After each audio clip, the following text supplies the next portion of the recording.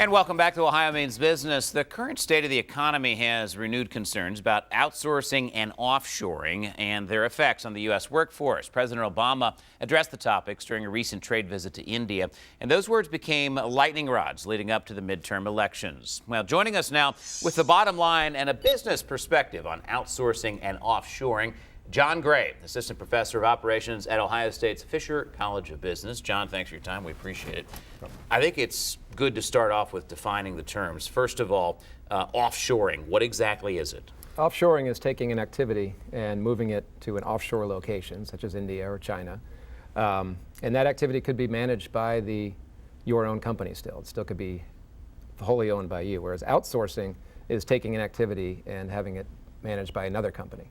But that other company could be right here in Ohio. So the terms are actually often misused during the election. They're often interchanged and misused. Yeah, they'll say we need to stop outsourcing. Really, they mean need to stop offshoring when they're talking about job losses. But you can have a situation where there's offshore outsourcing. The two can combine. Certainly. Explain that. Well, it's quite common. If you were to have your product produced by a contract manufacturer in China, or take your IT operation and have a company in India do the entire IT operation for. That would both be offshore and outsource. So that would be called offshore outsourcing.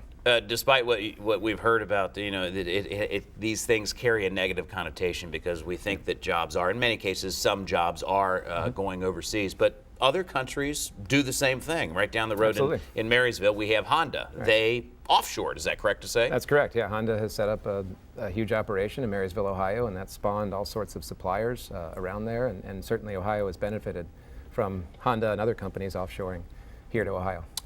Specifically the advantages of offshoring for a company to do this. Why do they do it, and what's the advantage? Well, from a company perspective, usually the advantage is cost. If you have a high labor operation, even with China's increased emerging economy, costs are still very low there. It's $1 an hour still in most areas for an employee, for a manual laborer. So high labor, you get some cost benefits, and also you may want to enter one of those markets. Those economies are growing and the consumers are starting to purchase more and more.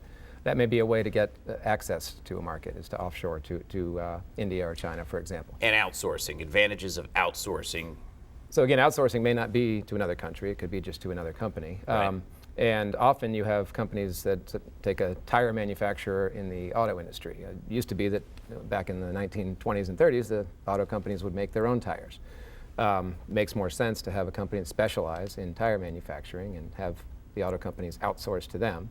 And the benefits there, the company you outsource to gets benefits of economies of scale, they get deep knowledge of tires, and you can benefit from that by getting them at a cheaper price and a better quality possibly even than you could do in-house. On the flip side of things, the risks of outsourcing and offshoring.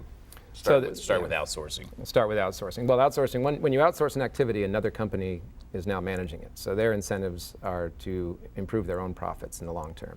And some companies have done a great job, take Honda again, of developing deep relationships with their suppliers where they align incentives through long-term relationships.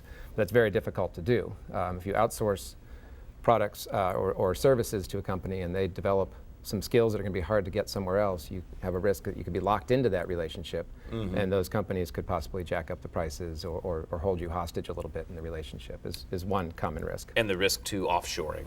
Well, so again, thinking about products or services, think about products. You've sent a product to be produced overseas. The monitoring costs can get out of control if you start having quality issues. You have longer lead times. You have a risk of port shutdowns. You have maybe different quality expectations in some of these countries. And even in some countries, you have a risk that a host government may choose to change their policies. I was thinking about offshoring. It seems like you lose a little bit control, and that's tough for some of these companies, particularly maybe a smaller company, that there's a loss of control. Is that right? That's definitely true. And a lot of smaller companies will actually use brokers, and then there's a whole other layer between you and the actual operation. And so there's an even deeper loss of control. It can get really complicated. It can. And I did also want to mention all the currency things going on now. One other risk of offshoring, of course, is the currency valuations changing not in your favor. And that's certainly been happening in China lately and may continue to happen with what's going on now. Final 30 seconds here. The trends in both outsourcing and offshoring, where are we going here? Outsourcing, it's hard to say. I mean, there's a great move towards outsourcing in the 90s, and that slowed down a little bit. Offshoring seems like it might be slowing down a little bit due to the currency issues I just discussed, increased realization of some of the risks and monitoring costs. costs have been increasing in the emerging economies. At the same time, our unemployment's been a little higher, and there's been a little more wage pressure here, which maybe has leveled off the cost to some degree. John Gray, Assistant Professor of Operations, OSU Fisher College of Business. Fascinating discussion. Thanks, John. Thank you very much. Appreciate your time.